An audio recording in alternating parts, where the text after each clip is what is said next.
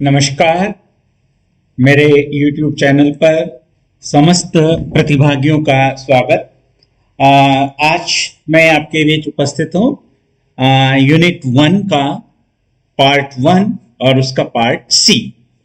अभी तक हम पढ़ चुके हैं कॉन्सेप्ट्स क्या होता है, कॉन्सेप्ट के बारे में, टीचिंग कॉन्सेप्ट्स, आइडियाज और टीचिंग के ऑब्जेक्टिव्स, नेचर ऑफ टीचिंग, ये सारी चीजें हम पढ़ चुके हैं।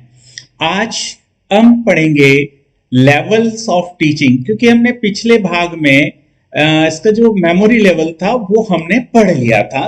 वीडियो थोड़ा लेंथी हो रहा था तो इसलिए मैंने 2 लेवल्स वहां पर ड्रॉप कर दिए थे। तो इसलिए आप मेमोरी लेवल्स के लिए आपको जो है मेरा पिछला वीडियो पार्ट 1B देखना होगा, जिसमें आप मेमोरी लेवल्स के बारे में जान पाएंगे।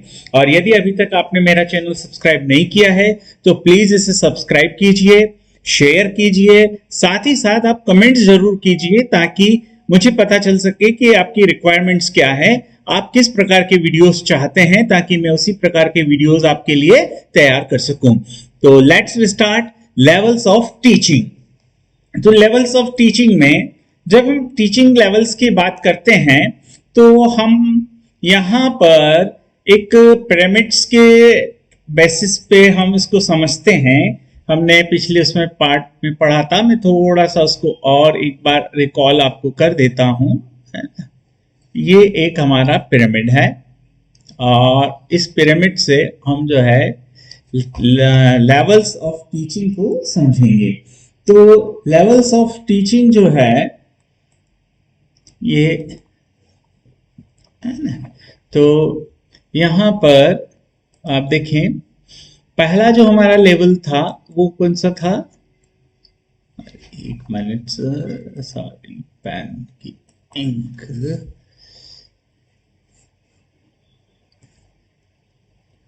क्यों नहीं हो रहा। Memory level,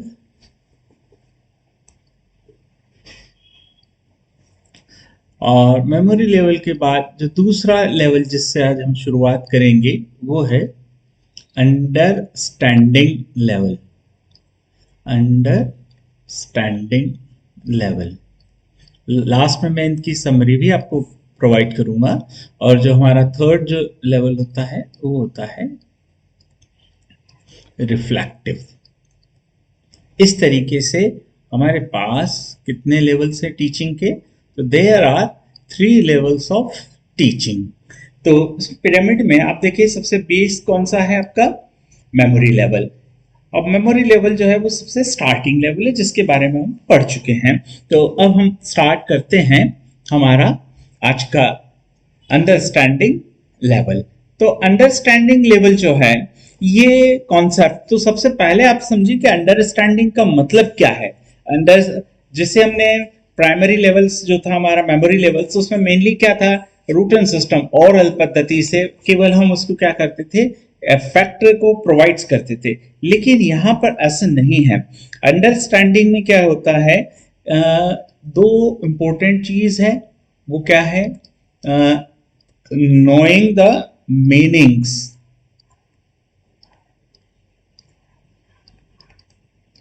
knowing the meanings of things and concepts, है ना।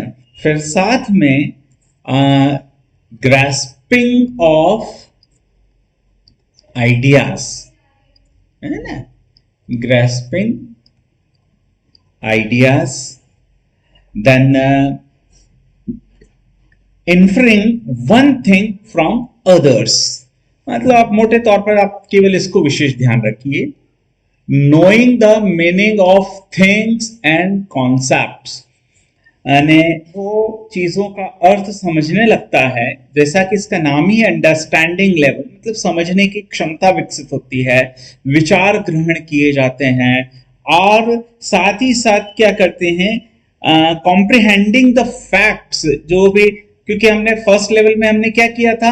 उसको फैक्चुअल इंफॉर्मेशंस जो थी, फैक्ट्स हमने प्रोवाइड कराए थे। तो जो भी हमने फैक्ट्स प्रोवाइड कराए हैं लर्नर्स को, तो उन फैक्ट्स के साथ अब वो क्या करता है, कॉम्प्रिहेंडिंग द फैक्ट्स, उनके साथ कॉम्प्रिहेंडिंग्स करता है। ये इस लेवल की खासियत है।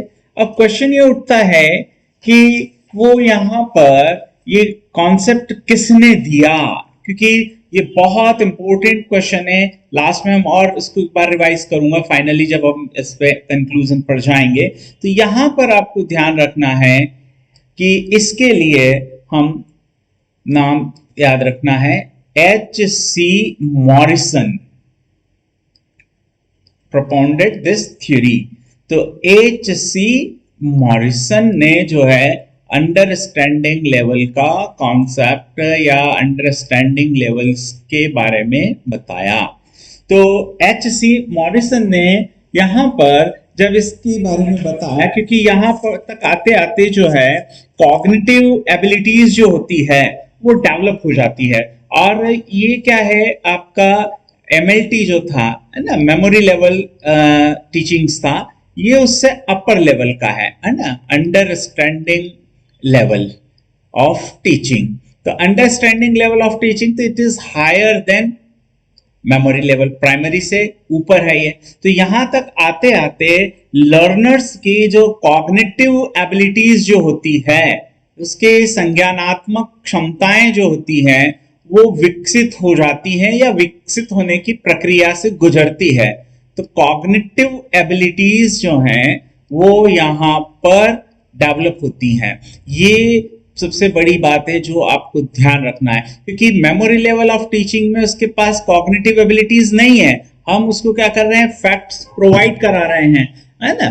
तो उसके मेमोरी में हम उसकी मेमोरी को ट्रेन कर रहे हैं, रिट्रेन कर रहे हैं। तो after training and retraining and recitation, repetition, revision, drill, ये सारी जो भी मेथड्स, एक्सरसाइज हैं, वो यहां तक आते आते उसमें कॉग्निटिव एबिलिटीज को डेवलप करती हैं।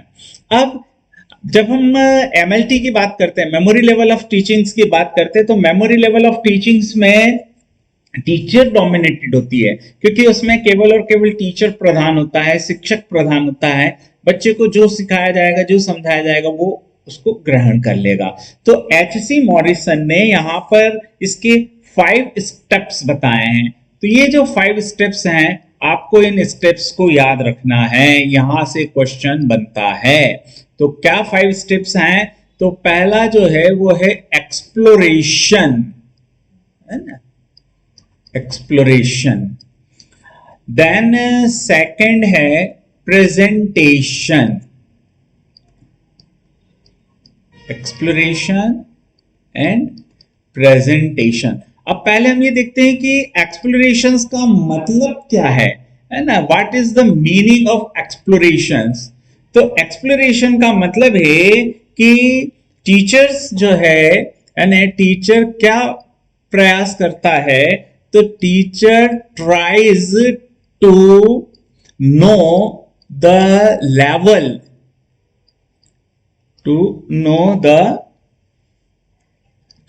लर्नर या स्टूडेंट्स, हम लर्नर भी कह सकते हैं, स्टूडेंट्स भी कह सकते हैं, स्टूडेंट्स का जो एंट्री लेवल बिहेवियर है, क्योंकि अब वो यहां पर प्रवेश कर रहा है कौन से लेवल से, मेमोरी लेवल से।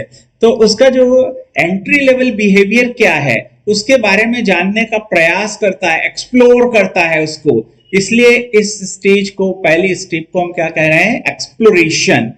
अब एक्सप्लोरेशन के बाद क्या होता है, वो एक प्रेजेंटेशन की बात आती है। तो यहां पर चूंकि टीचर्स ने एंट्री लेवल पर उसके बिहेवियर को एक्सप्लोर कर दिया है, तो on the basis of that exploration अब वो क्या करता है, एक सब्जेक्ट मैटर जो होता है, विषय वस्तु जो होती है ना, सब्जेक्ट मैटर प्रोवाइड किया जाता है टू द स्टूडेंट, और उसके साथ साथ वो क्या करता है, स्टूडेंट्स के साथ उसका डिस्कशन भी प्राइमरी लेवल पर अब स्टार्ट हो जाता है। तो ये उसका सेकंड पार्ट आता है, यानी सेकंड स्टेप्स आती है तो फर्स्ट स्टेप आपकी क्या है, एक्सप्लोरेशन है। सेकेंड स्टेप जो है वो है प्रेजेंटेशन, और थर्ड स्टेप्स जो है वो है एसिमिलेशन, है ना। तो एसिमिलेशन, अगर आप लोगों ने 10th साइंस का कुछ याद आ रहा हो तो एसिमिलेशन जो हमारे पाचन से संबंधित जब हम प्रोसेस पढ़ते हैं वहां भी ये चीज एक आती है। और इसका अर्थ क्या है, स्वांगीकरण, मतलब वो अब ग्रहण करने लगता है। किस चीज को ग्रहण कर रहा है, जो टीचर ने सब्जेक्ट मैटर उसको प्रोवाइड किया है। तो थर्ड स्टेप्स जो है वो क्या कहलाती है, एसिमिलेशन। तो इसमें एसिमिलेशन में क्या होता है कि जो भी सब्जेक्ट मैटर उसको प्रोवाइड किया गया है, किसको, स्टूडेंट्स को, किसके द्वारा, टीचर्स के द्वारा। तो सब्जेक्ट मैटर को वो क्या करता है, डीपली, गहराई से उसको स्टडी करता है। यानी जो भी आपने उसको सब्जेक्ट मैटर प्रोवाइड किया है तो वो उसकी क्या करता है, डीपली स्टडी करता है। इस स्टेप्स को हम क्या कह रहे हैं, assimilation. After assimilation fourth steps जो होती है वो है हमारा ऑर्गेनाइजेशन, है ना। अब ऑर्गेनाइजेशन का मतलब यहाँ पर वो ऑर्गेनाइजेशन नहीं, संगठन वाला ऑर्गेनाइजेशन नहीं है। यहाँ पर उसका मतलब है कि उसको एक सिस्टमैटिक मैनर में ऑर्गेनाइज्ड करना, संगठित करना, है ना। ऑर्गेनाइजेशन वर्ड का मतलब क्या होता है, संगठन, और ऑर्गेनाइज करना मतलब संगठित करना। तो यहाँ हम संगठित करने का अर्थ जो ले रहे हैं वो किस संदर्भ में ले रहे हैं, तो आप देखिए कि टीचर्स ने फर्स्ट स्टेप में क्या किया है, एक्सप्लोर किया है, एंट्री लेवल पर उसका बिहेवियर कैसा है, and after that exploration some subject matters provided to the students for discussion. और जो भी मैटर उसको प्रोवाइड किया गया है स्टूडेंट्स को, वो उसने डीपली स्टडी किया है, और इस प्रोसेस को हम, इस स्टेप्स को हम कह रहे हैं एसिमिलेशन। इसके बेसिस पे उसने पूरा जो भी उसको हमने सब्जेक्ट मैटर दिया है, तो with the help of teacher उसने जो भी एक्वायर नॉलेज, जो भी एक्वायर कर लिया है, उसको वो क्या करता है, एक सिस्टमैटिक वे में ऑर्गेनाइज करता है। इसलिए इस स्टेप्स को हम क्या कह रहे हैं, ऑर्गेनाइजेशन। एंड आफ्टर दैट यहां पर फिफ्थ स्टेप्स आती है और वो है रेसिटेशन। तो ये किसके अकॉर्डिंगली है, तो ये है एज पर प्रोफेसर एच.सी.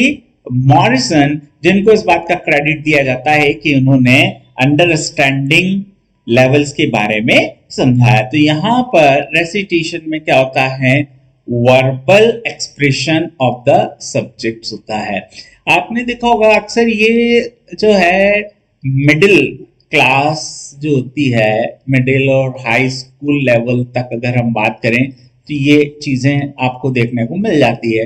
क्या होता है, पर्टिकुलर कोई सब्जेक्ट्स पढ़ाया है ना, घर से होमवर्क करने को दिया, बच्चे ने याद किया, फिर टीचर्स क्या करता है, क्लास में खड़े होकर किसी को बोलता है अच्छा इसका आंसर बताओ, तो बच्चा वहीं पे क्या करता है, वर्बली एक्सप्रेस करता है, this is nothing, this is the recitation. तो ये 5 स्टेप्स हैं। तो these 5 steps were given by the HC. Morrison. HC. Morrison ने इन 5 स्टेप्स के बारे में बताया। अब यहां पर आपको थोड़ा सा एक और भी चीज ध्यान रखना है, क्योंकि जब हम इसके बारे में पढ़ते हैं, अंडरस्टैंडिंग लेवल्स के बारे में पढ़ते हैं, तो यहां पर हमारे सामने एक और नाम आता है, और वो नाम आता है मॉरिस एल बिगे। ये भी हमारे पास एक नाम आता है, और मॉरिस एल बिगे की एक बुक है, उस बुक को आपको ध्यान रखना है। उस बुक का नाम क्या है, learning theory for teachers. Learning theory for teachers. इसमें जो है मॉरिस एल बिगे जो है वो अंडरस्टैंडिंग लेवल के बारे में बताते हैं, और साथ ही साथ वो यहाँ पर टीचर्स को एज एन आर्किटेक्ट, है ना, architect as well as the builder, architect भी और बिल्डर ऑफ माइंड। ये बहुत गौर करने वाली बात है, इसको आपको समझना है ना। देखो प्रोफेसर एच सी मॉरिसन जो थे, तो एच सी मॉरिसन ने तो क्या किया, तो आप देखिए प्रोफेसर एच सी मॉरिसन ने हमको 5 स्टेप्स बताए अंडरस्टैंडिंग लेवल पर, और वो 5 स्टेप्स क्या हैं, तो वो है exploration, presentation, assimilation, organisation and recitation. आपको ये सीक्वेंस भी याद रखना है, क्योंकि सीक्वेंस के अकॉर्डिंग भी पूछा जा सकता है। अब एल बीगेटर के प्रोफेसर हुए, उन्होंने learning of theory for teachers में अंडरस्टैंडिंग लेवल में टीचर्स के इंपोर्टेंस को बताते हुए कहा है कि टीचर जो होता है वो एक आर्किटेक्ट होता है, और साथ ही साथ builder of mind of students या लर्नर, यानी जो शिक्षक जो होता है वो विद्यार्थी के मस्तिष्क का क्या है, आर्किटेक्ट है, वास्तुविद है, और साथ ही साथ वो क्या है, बिल्डर भी है ना। इसको आप इस तरीके से ले लें कि जो बिल्डिंग का निर्माण करता है ना, ठेकेदार या जो भी मजदूर है ना, बिल्डर शब्द का सही शब्द तो बिल्डर ही हम लेंगे तभी समझ में आएगा। तो आप देखिए कि कोई भी बिल्डर जो होता है तो वो बिल्डिंग बनाता है, लेकिन वो बिल्डिंग बनाने के लिए जो नक्शा और जो भी होता है, प्लानिंग जो होता है, वो कौन करता है, आर्किटेक्ट करता है। तो आर्किटेक्ट के द्वारा जो प्लानिंग की जाती है उसके अकॉर्डिंगली बिल्डर क्या करता है, बिल्डिंग बनाता है। तो हमारे पास जो माइंड है स्टूडेंट्स का, तो स्टूडेंट्स का जो माइंड है, उस माइंड को आर्किटेक्ट भी कौन है, टीचर, और उसका बिल्डर भी कौन है, टीचर। ये किसका कहना है, मॉरिस एल बिगे का। और कहां कह रहे हैं ये, लर्निंग थ्योरी फॉर टीचर्स में। अब यहां पर मॉरिस एल बिगे जो है वो 6 स्टेप्स बताते हैं। आप देखिए कि जो मेन हमारा था एच सी मॉरिसन, जिसको प्रोपाउंडर या फाउंडर कहा जाता है अंडरस्टैंडिंग लेवल्स का, वो 5 स्टेप्स बताते हैं। वो 5 स्टेप्स कौन सी है, तो 5 स्टेप्स है हमारी exploration, presentation, assimilation, organisation and recitation. लेकिन जो एल बिगे जो है वो यहाँ पर अलग स्टेप्स बताते हैं। वो बताते हैं पहली स्टेप्स जो है वो प्रिपरेशन है, ये लगभग मिलता जुलता ही। एक्सप्लोरेशन में क्या हो रहा था, वो एक्सप्लोर कर रहे थे एंट्री लेवल पर स्टूडेंट्स के बिहेवियर को, या उसने पिछले लेवल्स पर क्या सीखा, यहाँ पर वो उसको प्रिपरेशन नाम दे रहे हैं। प्रिपरेशन कर ली, आफ्टर द प्रिपरेशन क्या होगा, प्रेजेंटेशन। आप देखिए वहां भी प्रेजेंटेशन था, है ना, लेकिन यहाँ पर 6 स्टेप्स आ रही हैं। प्रेजेंटेशंस के बाद फिर आता है आपका कंपैरिजन, तुलना, और 4th स्टेप्स जो होता है वो है जनरलाइजेशन, सामान्यकरण, है ना। पूरा एक जनरलाइज्ड एक आइडिया हो जाता है क्लास के बारे में, है ना। देन फिर आता है आपका एप्लीकेशन, यानी उसका अनुप्रयोग, और अनुप्रयोग के बाद फिर आता है इवैल्यूएशन, मूल्यांकन। तो अब आप देखिए अंडरस्टैंडिंग लेवल्स के बारे में जब हम बात करते हैं तो आप देखोगे प्रेजेंटेशन की बात दोनों करते हैं, कौन, एच सी मॉरिसन भी करते हैं और एल बिगे भी करते हैं, लेकिन इवैल्यूएशन के बाद केवल एल बिगे करते हैं। और यहाँ 6 स्टेप्स हैं। तो पहला तो आपका क्या हो गया, प्रिपरेशन में हिंदी में भी लिख देता हूं, प्रिपरेशन तैयारी, ठीक है। उसके बाद है प्रस्तुति, प्रस्तुति के बाद है तुलना, कंपैरिजन, तुलना के बाद है उसका सामान्यीकरण, जनरलाइजेशन, सामान्यीकरण के बाद है उसको अप्लाई करना, अनुप्रयोग, अप्लाई वाला पार्ट आ गया, और अनुप्रयोग के बाद आता है उसका इवैल्यूएशन या उसका मूल्यांकन। तो इस प्रकार से हमारे पास जो है ये स्टेप्स आती हैं। अब अंडरस्टैंडिंग लेवल के बारे में हमने ये सारी चीजें पढ़ ली।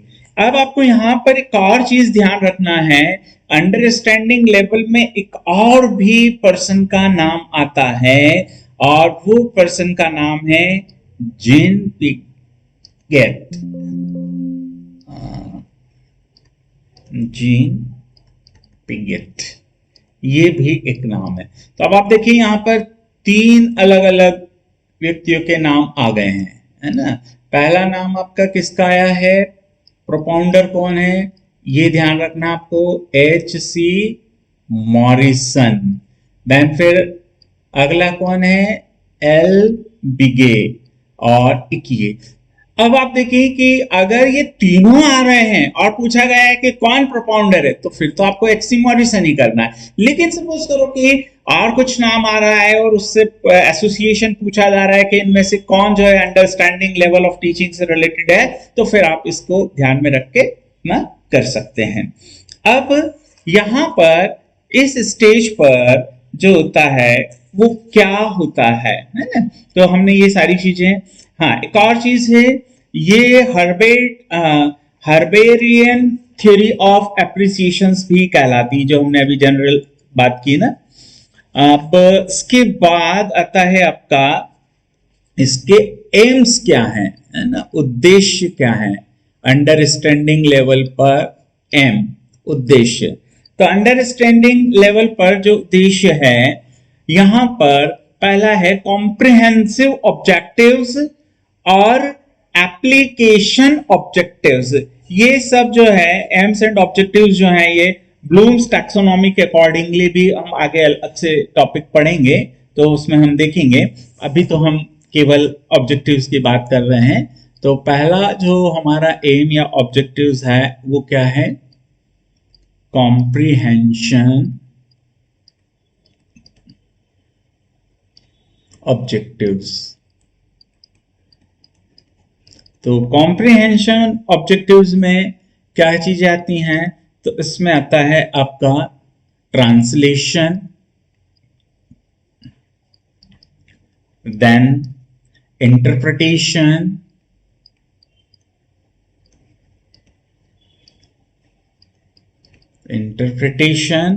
And exploration. ये 3 चीजें इसमें इन्वॉल्व हैं कॉम्प्रिहेंशन ऑब्जेक्टिव्स में। और दूसरा जो ऑब्जेक्टिव्स है वो है एप्लीकेशन ऑब्जेक्टिव। एप्लीकेशन ऑब्जेक्टिव, अनुप्रयोग उद्देश्य।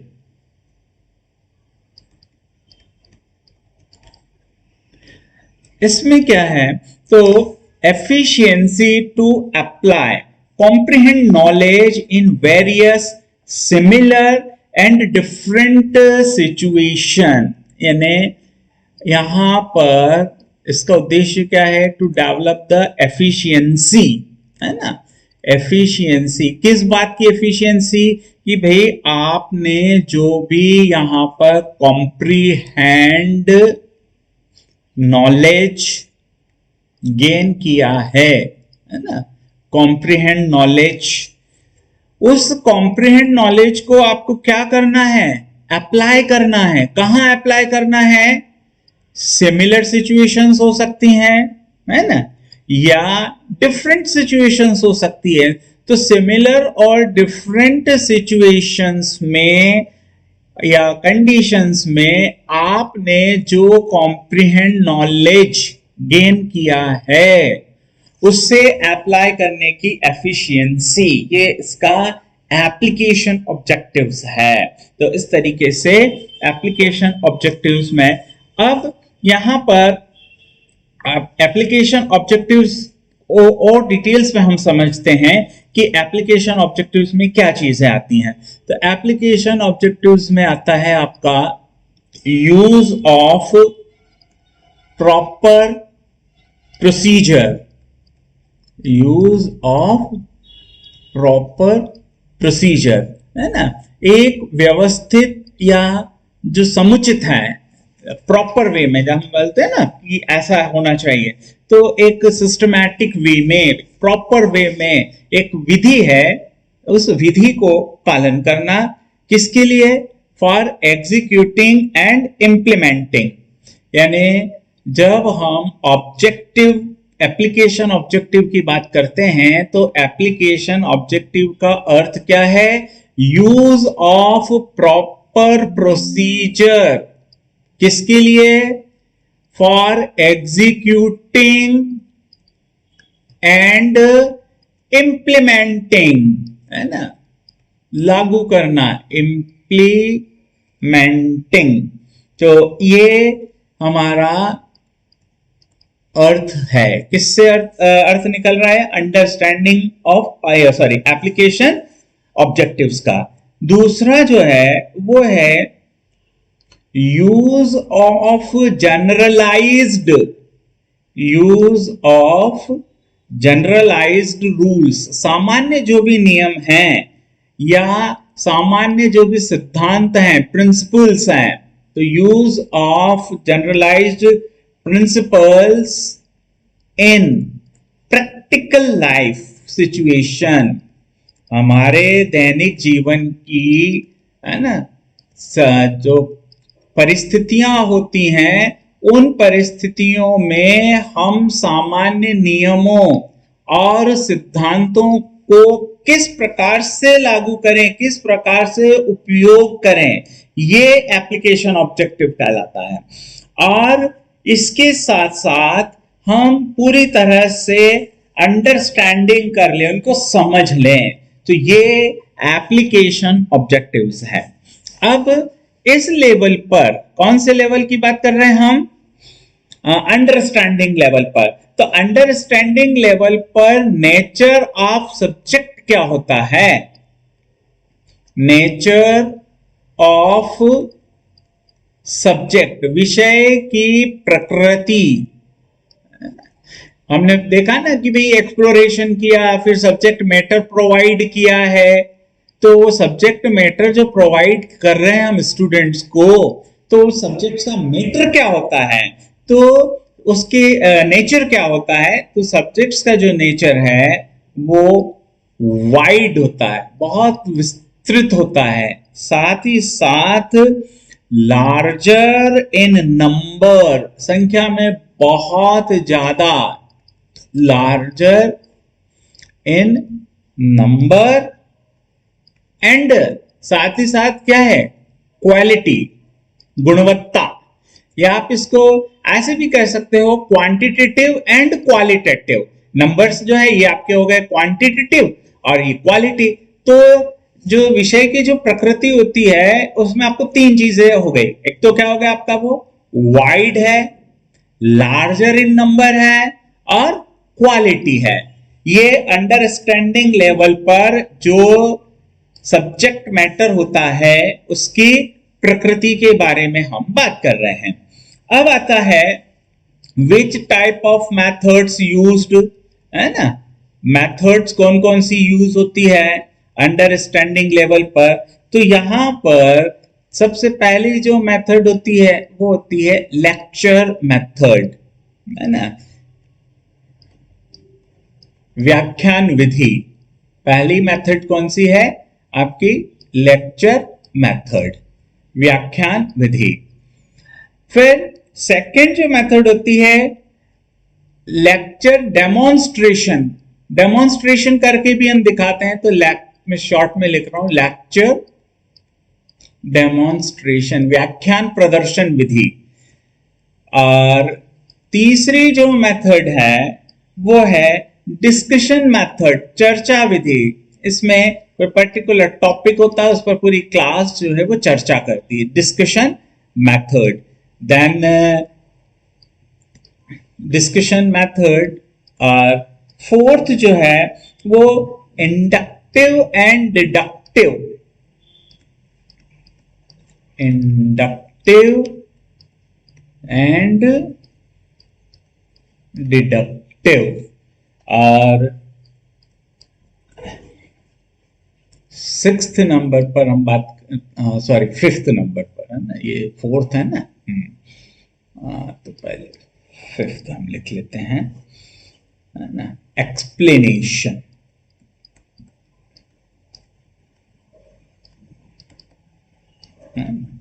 उदाहरण, इसमें हम उदाहरण भी दे सकते हैं तो एग्जाम्प्लीफिकेशन,